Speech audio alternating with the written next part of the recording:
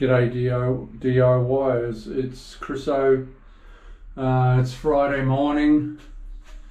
I've been all week on this bathroom and I'll just about have it tiled this afternoon by the time I go home.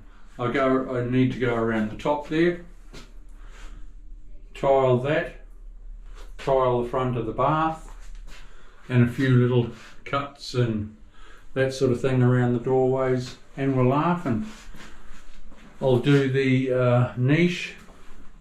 I'm going to bring up the floor tile into here, which I'll centre it all so it all looks even and nice and lovely.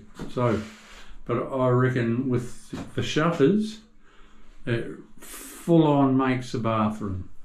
Anyway, we'll see you soon. I'll give you an update on my progress shortly. See ya.